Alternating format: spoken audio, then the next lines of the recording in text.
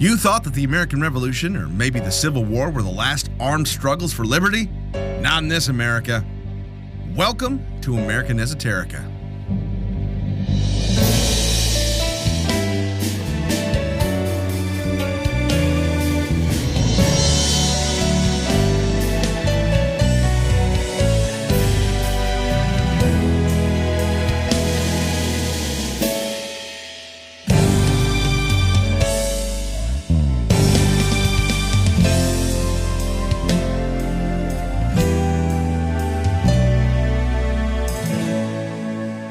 If history class gives you the spark, this is the flame.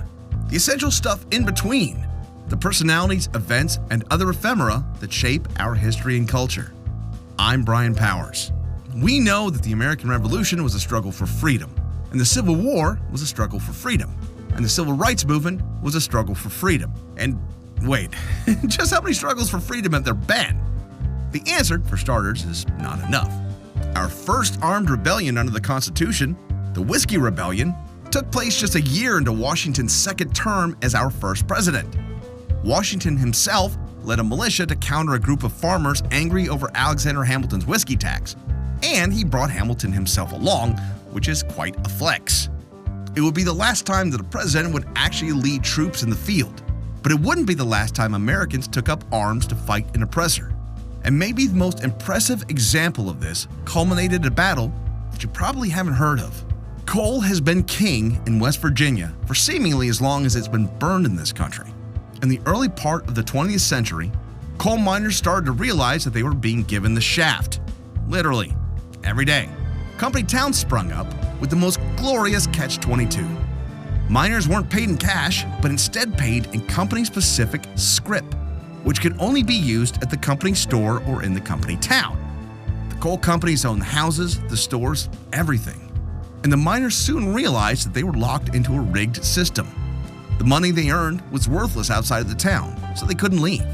And the company set the store prices, so the miners wound up giving every last non-otherwise spendable penny back to the company that was profiting off their labor in at least two very lucrative ways, even going into debt to the very companies they worked for.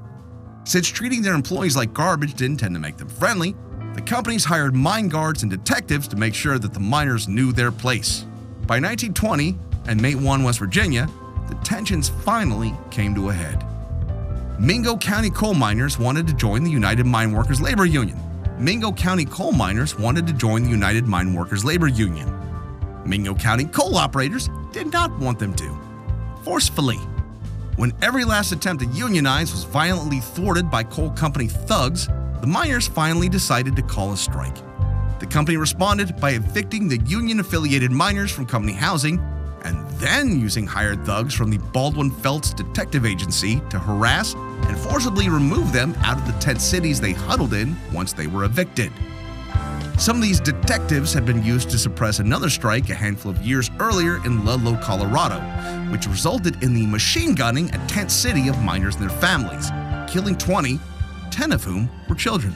So, just upstanding citizens, the lot of them.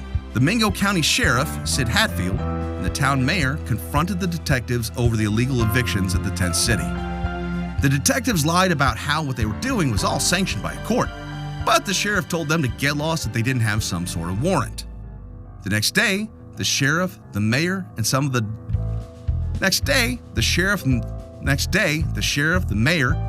the detectives got into a heated argument. The sheriff threatened to arrest the lawless thugs, who in turn threatened to arrest the sheriff right back with their very completely real and not at all made up arrest warrant that they just happened to have with them. The shouting match turned into a shooting match that would leave the mayor and some townsfolk dead, as well as 7 of the Baldwin-Felts detectives, 2 of whom happened to be the brothers of the owner of the agency. The incident became known as the Mate 1 Massacre, and it made Sheriff Hatfield an inspirational figure to the coal miners.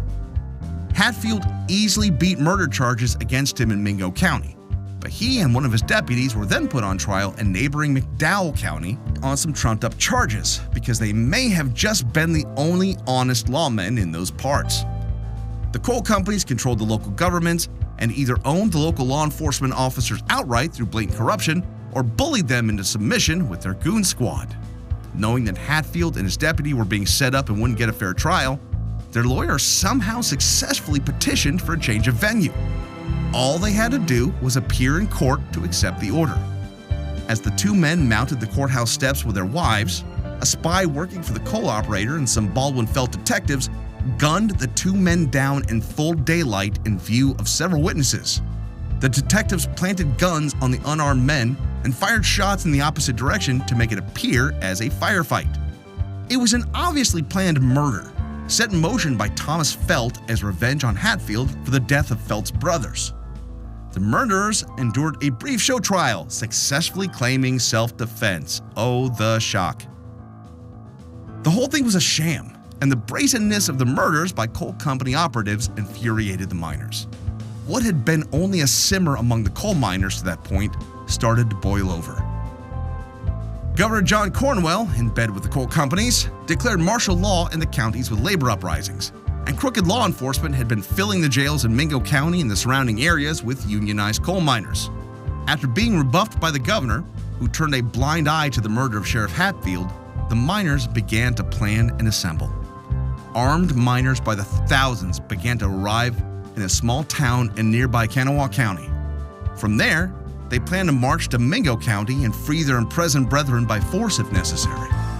To reach Mingo, they would have to cross Logan County, run by a dirty sheriff named Don Chafin, whom, on the way, they planned to remove from power the easy way or the hard way. Chafin had been deep in the pocket of coal operators and was one nasty customer, and he and his deputies maintained order as enforcers for the coal companies in his county so that they didn't need to farm it out to private agencies like Baldwin Felts, for an unreasonable fee, of course. Corrupt and sadistic to the core, Chafin was the ultimate symbol of everything the miners fought, so a direct confrontation was on the menu. Chafin received the blessing of the governor to put together his own militia to counter the force of miners about to sweep through the county. The miners were between 9,000 and 12,000 strong as they reached the mountain ridge at the edge of Logan County. They camped at the base of a mountain in a town named Blair. Waiting for them on the mountain above were Sheriff Chafin and a volunteer army of 3,000, persuaded into joining the fight because they needed to protect their homes from those evil, and I'm putting this in scare quotes here, socialists. Chafin also had a few tricks up his sleeve, including Gatling guns and 3 biplanes armed with bombs and chemical weapons. On the night of August 30th, 1921, a group of around 70 miners moved up the mountain. A small patrol party of them encountered a particularly notorious one of Chafin's deputies and his companions, and the deputy was killed in the ensuing gunfight, with one more put into his head as he lay there dying for good measure. The Battle of Blair Mountain had begun. For the next 3 days, the two armies battled in skirmishes along the ridge. By the second day, Chafin engaged his aerial attack, dropping bombs of nausea-inducing chemicals and gunpowder nuts and bolts on the force of miners. American citizens were being bombed by law enforcement on American soil. The miners finally managed to push through the ridge into Logan County, right as federal forces arrived in number to stop them. The presence of the military prevented the full might of the marching miners from facing Chafin's forces head-on, but to this day, the Battle of Blair Mountain is still the largest armed uprising since the Civil War.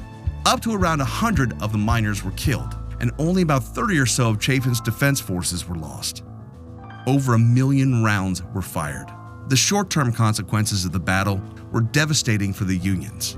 The miners had failed to remove Chafin or free their compatriots in the jails. Union membership plummeted after the fight. It looked like the coal companies had regained the upper hand, and even a force nearly 10,000 strong couldn't affect the change they desperately needed.